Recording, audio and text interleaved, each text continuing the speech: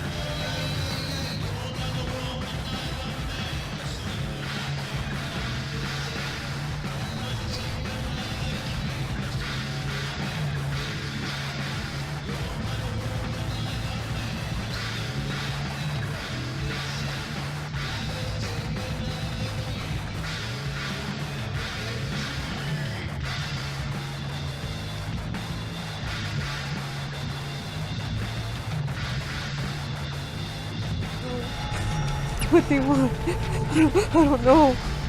I don't know. Their main agenda is to create a hybrid race. Remanipulating our DNA into a different species. And I am like just asking why. What are you doing? They need human DNA with their alien DNA. I am so scared.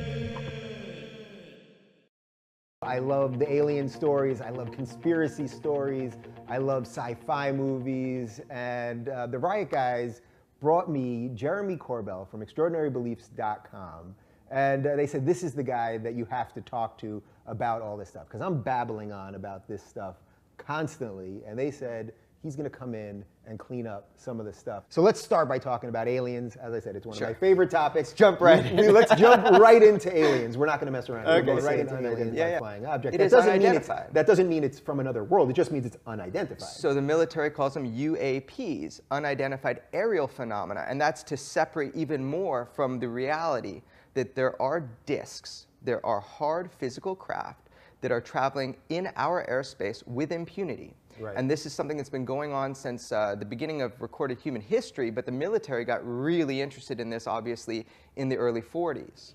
So that is true, and that is a fact. We have radar reports, air radar, air visual, ground visual. We have trained observers, people who have interacted with these disks. I even interviewed a number of people who were involved in back engineering programs. But the point is that the top of it? Is that what this is all about? There is a phenomenon. We seem to be in a place where we are being visited by other intelligences. Now, where they're from, another planet, another dimension, I have no idea. I just know that... Oh man, you gotta give me one. Planet or dimension, give me something. I would be really sad if it was, they were coming from other solar systems, because that would be a much smaller understanding than I think is really the truth. I truly believe that the phenomenon is bigger than that. I don't think these are just craft or scouts or probes with occupants or not coming from other solar systems. It doesn't make sense. There's a much bigger picture when you really look into it. Yep. I know stuff. Do what I say, don't say what I do. Do what I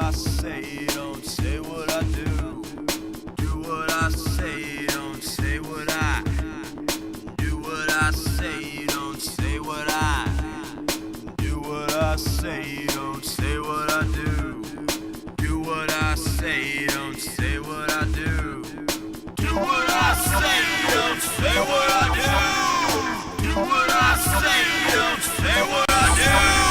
Hello and welcome to another edition of Nuclear Renaissance Television. My name is Mark. Today we're going to touch upon the paranormal, and we're going to look at it from a Hebrew Israelite biblical perspective. You have a lot of people all over the world that loves explaining through conjecture, subjection, all of these other actions is actually going on. We are talking the gamut. I'm going to explain it according to biblical perspective, anywhere from extraterrestrials, so-called extraterrestrials, Bigfoot, Loch Ness Monster, Mothman, Slender Man, Giant Man, you name it. We're gonna touch base on it. I will say that I've spoken about this already in detail in my documentary Demons in Disguise, which I will provide in the description.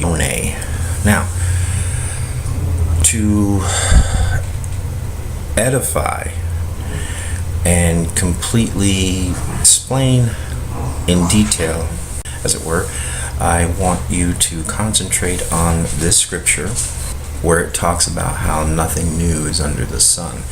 What does that really mean? What is it really saying there? Well, for all intents and purposes, it's basically saying what it's saying to believers, and obviously to the Most High who created the heavens and the earth and all the other bells and whistles. Nothing is new. Everything is consistent with what he already knows. Believing in a creator that is above space, time, and matter, which is also dictated in the scriptures in Genesis, I find it very, very appealing to my soul that there is an explanation for everything. That is what that scripture means for believers. And the reason I'm saying this is because there's a lot of people out there who are Bible believers that are dismayed by these things.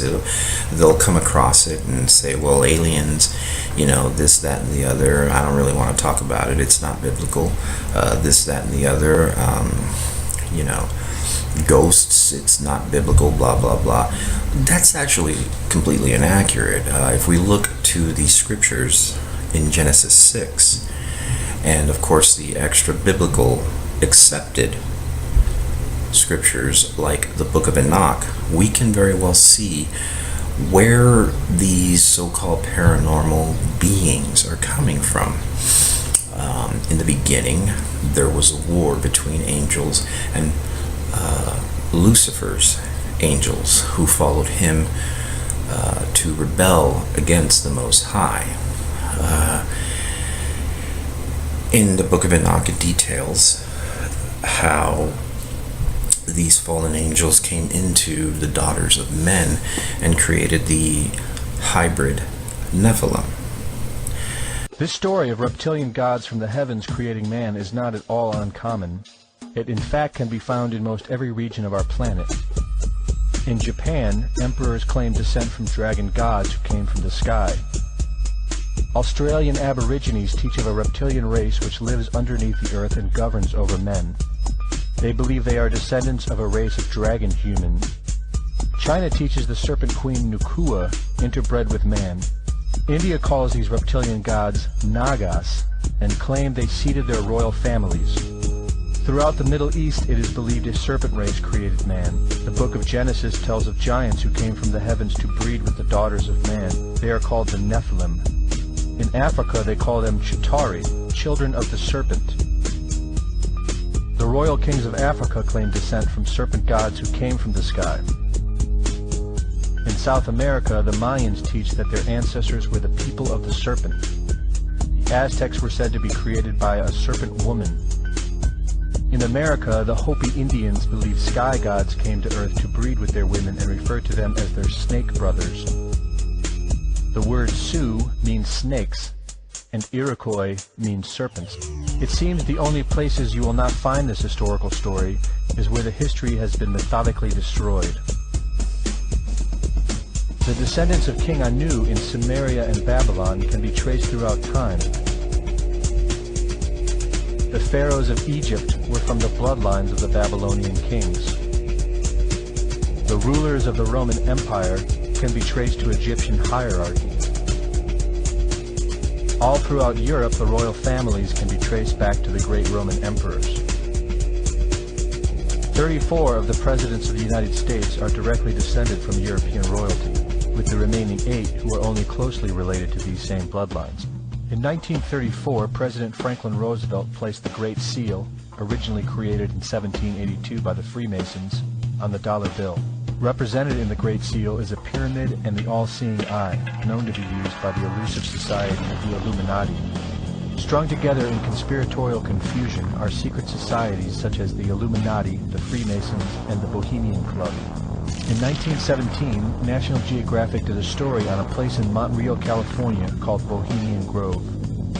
The story reports a place where the world's elite, members of the Bohemian Club, retreat to in late July and conduct an ancient occult ceremony called the Cremation of Care.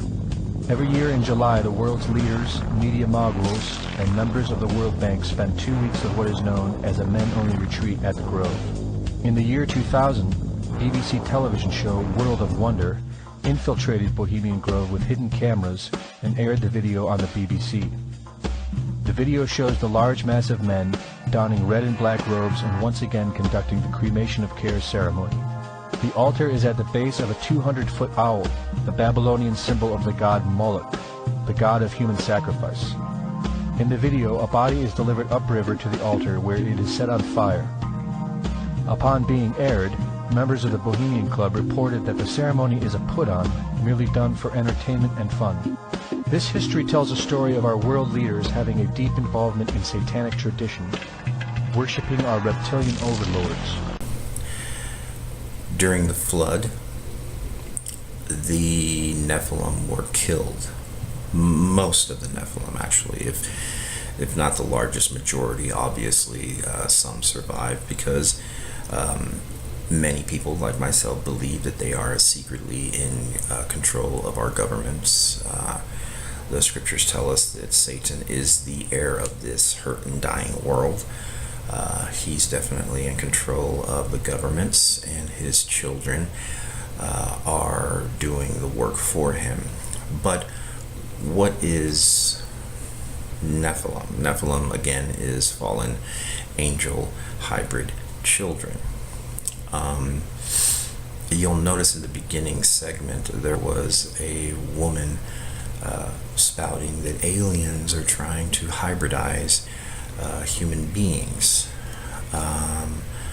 That's actually a consensus among ufologists, so-called alien experts, things like that, just from the secular standpoint. But if you look into the scriptures, you'll realize that they have been doing that since Genesis 6, before the flood, which again was one of the major reasons why the Most High had to destroy that world as we knew it. It was completely overrun by these beings, basically just trying to destroy the Hebrew Israelites and anybody that would follow the Most High, and take over the world in that manner. That's the secular's viewpoint, and it kind of correlates with what the scriptures were saying in Genesis 6 in the book of Enoch.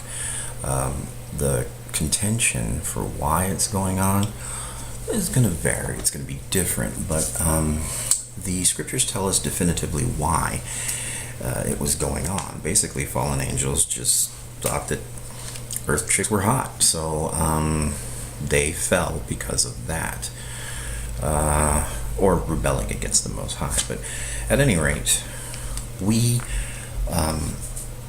are being misled, disinformed, socially engineered to believe a narrative that these beings are what the mythos would say they are. You know, Bigfoot being leftover Neanderthals, Loch Ness Monster being leftover dinosaurs, which is actually more to now. It's actually true. In the days of Noah, dinosaurs did exist with human beings. Most of them were destroyed. That was another reason why. The scriptures tell us that there was also hybridization from the fallen angels with animal DNA and reptile DNA, and they were creating large creatures to kill as many Israelites, as many of the Most High's people as possible.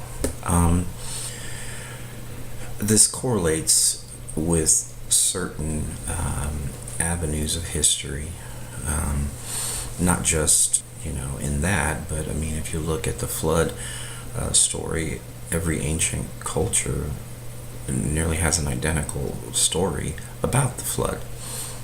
It's not a coincidence. You know, I mean, you can scoff at it as coincidence. You can even be skeptical. I was skeptical once too. But the reality is that there is a consistency in our historical records from different civilizations about extra-dimensional beings, which is really what we're talking about. Because after the flood, when the Nephilim died, they became what the scriptures call disembodied spirits. Now, because they're not able to be judged yet, they can't go to heaven or hell, they wander in the quote-unquote ethereal, the spiritual realm. That's the reason Paul talks about how we bench the powers and principalities of darkness. It's not about flesh and blood. We read that in Ephesians. Now, we need to understand that these fables that have been basically made up to convince us to believe in nearly anything else but the scriptures, it's just that. They're just fables. They're stories that were led down the pipeline, mainly in the modern day era, to again dissuade people from believing in the scriptures. Now, I compound this idea because the scriptures are very, very convincing to me, and mainly because of Bible prophecy. That's one of the major things that convinced me that the Bible was telling the truth. When we look at how the prophecies of the scriptures are nearly 80% complete and have happened to a T just as they said they were, that's enough to convince me, you know. Take that for what it's worth. And again, I came from a skeptical mindset. I'm former agnostic, former occultist, former New Ager, you name it. One of the major reasons why I wanted to do this video was because I was so interested in my secular days, even as a child, in ufology, alien abduction cases. I studied all of them. I read a lot of material from so-called abduction testimonies. People like Whitley Strieber, Communion, Transformation, those books were instrumental in guiding me to, I would say, my current standpoint, because, you know, I was always searching for the truth, and I believe I found it in the scriptures. As it were, the overall point of this is that ghosts, things like that, I do not believe that ghosts exist. There are these so-called arguments of reincarnation. I think that is foolish, knowing what I know about the spiritual realm according to the scriptures, that demons can inhabit people. People are vessels. The scriptures tell us that people can, if under the wrong influence, allow gateways to open within themselves for demons to come into them. Those demons can remember what those people went through. You're okay. Those demons can then go into a child and give the child these memories of a World War II or World War I vet, and all of a sudden I'm supposed to believe, well, the child is a reincarnation of that person that the demon was giving the memories to, as in certain cases. There you go. 11-year-old James Leininger looks and acts like most boys his age, but beneath his playful spirit is a very deep soul. And I said, you know, I'm really glad you're my son, and I'm just really fun to have you as my son. And he says, well, I know, that's why I picked you. When we first met Bruce, Andrea, and James in 2005, his passion for World War II fighter planes was obvious. I can beat the Japanese easy as pie. The fascination began when he was a toddler. The pilot put them on? No, he went down himself. James seemed intimately familiar with the aircrafts. He started doing these little drawings of airplanes shooting at other airplanes or being shot down. Bombing ships, you see men parachuting. Here's another one where planes are dropping bombs. This is a carrier. The violent drawings were followed by extreme night terrors. He would just be crying. He'd say, airplane crash on fire, little man can't get out. He laid on his back and kicked up at the ceiling, and he goes, Mama, the little man's going like this. And he laid on his back and kicked his feet up. The little man's going, ooh, ooh, ooh, ooh, ooh, ooh, can't get out. And I said, well, who's the little man, baby? And he goes, me. I thought Bruce and I were just going to faint. They questioned, what kind of plane? Corsair. Why did your airplane crash? My plane was shot down. Who shot your plane? He looked at me like I was a village idiot. He said, The Japanese. where did he take off from a boat? Do you remember the name of your boat? He said Natoma. And his name? He always said James, but his name is James. Stunned by his son's words, Bruce tracked down veterans of the USS Natoma Bay. I wanted to disprove it. Columbus, Ohio native Leo Pyatt served on the ship. He asked a few questions about, did I know some of the people? Oh yeah, I remember those people. Yes, there was a Jim Houston, a rather large shell. Just hit him in the engine, and it burst into flames and went down. It was all real. James Houston, born and raised in the Midwest, was shot down over Chichijima, Japan. He got very quiet. The Leiningers were speechless again when James met Natoma Bay veterans and recognized them by name. You're Bob Greenwald. I'm serious. He never met Bob Greenwald? No, he'd never met him before. They tracked down James Houston's sister, Ann. And he goes, it's not Ann, it's Annie. She wasn't my oldest sister. I had an older sister than that. And I said, you did? Who was that? And he goes, Ruth. I mean Ruth. Annie is what they called me when I was little. Knowing my name and my sister's name, things that my brother did when he was a kid. It's too amazing to describe. James recalled his favorite childhood possessions, and when we spoke to them via Skype, they shared one specific story involving James Houston's mother. Annie had sent James the picture that her mother had painted of James Houston. And when James got it, he called Annie to thank her, and he said, where's the one Mom painted of you? And so she went and found it and sent a copy, and later on she told us that no one in the world except her brother and sister knew that there was an identical picture of Annie when she was the same age. Took a tour of the island, got up on a ridge overlooking the harbor. James said, this is where the planes flew in the day my plane was shot down. Without any help, James knew exactly where the plane crashed. They held a memorial service and dropped flowers over the wreckage.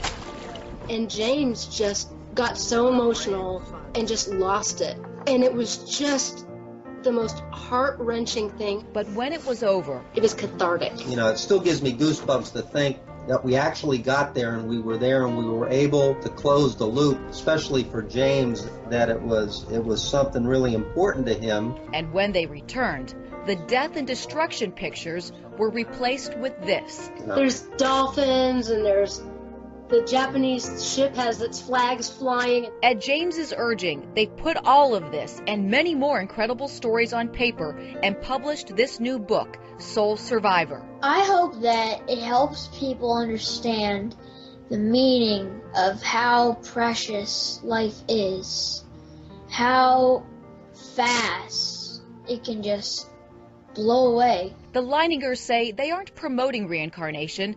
Before James, they didn't believe in it. And I really believe that there's a purpose to this story, and that the God that created us wants this story told. And I also hope that it opens people's eyes up to reincarnation. You do? Yeah, I hope it opens people's eyes up to the fact that reincarnation can happen. It is a possibility. It's not a lie. Reincarnation is a lie. The Bible clearly tells us in Hebrews 9:27 that we only have one life and one judgment. So as far as all this multi-dimensional, multi-time situations that pop culture is shooting at us left and right, and CERN, the Large Hadron Collider in Geneva, a lot of their propaganda, they like to project that they're the reason for the so-called Mandela effect. If you look into things like augmented reality and the technology that the true powers that be, the satanic powers at the top have, which is 40, 50 years more advanced than what we have, you'd be amazed. Some things are patented, some things are obviously not. They don't want people to know that they can actually project things into our minds via alpha, Lily, and Sienna waves. There's not enough time to get into all of that. I have another video that explains Technosorcery in detail. I can provide that in the link as well, but will I? Okay, I will. At any rate, the relative point that I want us to take away from all this is that ghosts, goblins, Mothmen, Loch Ness Monster, Bigfoot, aliens, all of this stuff in the context it's being presented usually is BS. It is. And I've looked into it in detail. Sorry, my puppy is being bad. And I have looked into it extensively and in detail from the secular standpoint. Like I said, ever since I was a kid, I was always intrigued by that kind of stuff. I myself have had the so-called alien abduction thing. Maybe someday I'll talk to you guys about it a little bit more in detail. But now I know that it really wasn't such a thing. It's demonic attacks meant to feed them, because they feed off of our ethereal vibration, our negative vibration. So through fear management, they can feed off of us, and well, it's not good for us. We don't want to do that. The Bible tells us that love casts out fear. Now, why is this important? Fear is not something that's given to us by the Most High. These scriptures are definitively important, because if you can manifest fear within a person, you can control them. Without trust, there's fear. Without love, there's fear and darkness. And that's one of the goals of these entities that exist in the ethereal, and they want us to suffer here and take as many with them as possible to hell. That's their goal. That's basically what's going on here. But the Bible tells us this, that the beginning of wisdom is fear of the Most High who created us. And it also goes on to say that we're not supposed to fear man, or really anything, who can only send our body to death, but fear who created us, the Most High, Ahaya Shurahaya, I am that I am, the Hebrew, who can kill both body and soul into hell. And I'm good with that. I can honestly say that the only thing I really have to fear is the Most High, and I'm very good with that. So, just a quick little address on the paranormal, the so-called paranormal. If it really was what they would call supernatural, then nothing new would be under the sun. So I'm really comfortable calling it supernatural anymore. I just think it's natural. I think it's all known to the Most High, so I'm just going to treat it as such. The Bible tells us to be aware that we may be entertaining angels unaware. I believe that angels exist out there when we're in our everyday lifestyle, so treat everybody with love. The only way we're going to get through any of this, regardless of what you believe, in the scriptures or secular mindset, is through love. So if we're to take anything away from anything that I just said, I pray it's that. All glory, honor, praise, and adoration unto Hayashir Haya Bahashim Yeshaya Rawa Wakadash. That is the Father, the Son, and the Holy Spirit. Bless you guys. I'm out. 大丈夫ですか？怖いな。大丈夫ですか？せや！せや！